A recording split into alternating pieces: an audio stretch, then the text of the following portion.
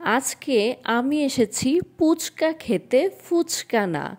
দেখতে একই রকম ফুচকার মতো হলেও এটা হচ্ছে ফুচকা।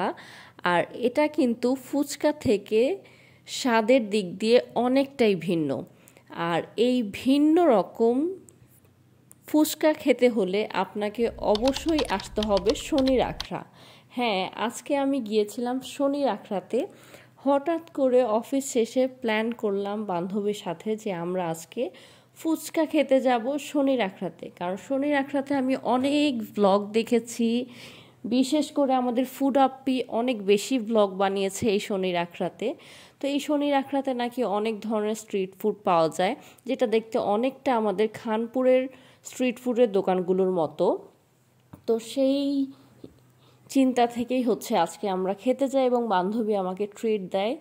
তো এই যে চিকিমিকি লাইটগুলোর নিচ দিয়ে আমরা আস্তে আস্তে যাচ্ছিলাম ফুচকা খেতে। তো এই তো আমরা কিন্তু চলে এসেছি। আর এটা কোথায়, কিভাবে যাবেন সেটা আমি একটু পরেই বলে দিব। তার আগে বলে নেই, এই জায়গাটা একদমই ছোট একটা জায়গা, কিন্তু বেশ লম্বাটে। আমি এসে দেখলাম যে পুরো রেস্টুরেন্টটা জুড়ে শুধু মানুষ, এত ভিড় লেগে থাকে এখানে। 4 থেকে 5 জন ভাইয়া এক একজন এক একটা আইটেম তৈরি করছে। এখানে যে শুধু ফুচকা খেতেই আপনি যাবেন তা কিন্তু না, এখানে রাজকাচুরিটাও অনেক বেশি ফেমাস। আর এই তো আমাদের কিন্তু ফুচকাটা চলে এসেছে। প্রথমে আপনাকে অর্ডার দিতে হবে এবং ওরা একটা টোকেন দিবে বা রসিদ দিবে। সেখানে একটা নাম্বার থাকবে, সিরিয়াল অনুযায়ী যতক্ষণ আপনার সিরিয়াল আসবে তার আগ পর্যন্ত কিন্তু আপনাকে অপেক্ষা করতে হবে।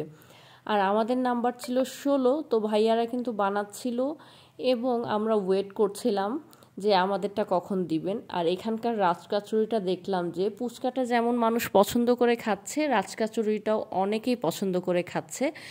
আমরা ফুচকা, আমি বারবারই ফুচকা বলে ফেলছি, ফুচকাটাই অর্ডার দিয়েছিলাম। আর এই যে এখানে কিন্তু 4-5 জন ভাইয়া কন্টিনিউয়াসলি শুধু ফুচকা বানিয়েই যাচ্ছে। তো আমার কাছে কিন্তু নামটাই খুব আকর্ষণীয় লেগেছে। আর এর ভিতরের স্টলটা অনেক বেশি সুন্দর। এই এক প্লেট ফুচকার দাম নিয়েছে আমাদের কাছ থেকে 80 টাকা। এখানে 6টা ফুচকা ছিল আর সাথে 2 ধরনের টক ছিল। দেখতে একদমই ফুচকার মতো হলেও এটা স্বাদ কিন্তু মুখে দেওয়ার সাথে সাথে বুঝবেন যে ফুচকা থেকে অনেকটা ভিন্ন। আর খেতে আমার কাছে একদম অন্যরকম একটা স্বাদ লেগেছে, যেটা আমি আসলে ডিসক্রাইব করতে পারবো না। এটার স্বাদ নিতে হলে অবশ্যই আপনাকে এখানে যেতে হবে। তো এখানে কোথায় যাবেন?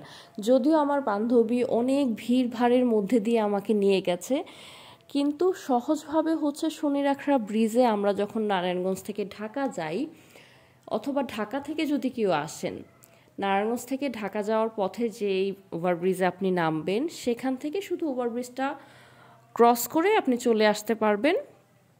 আর চলে আসলেই হচ্ছে এই গলিটা দেখা যাবে, বা কাউকে জিজ্ঞেস করলেই দেখা দিবে।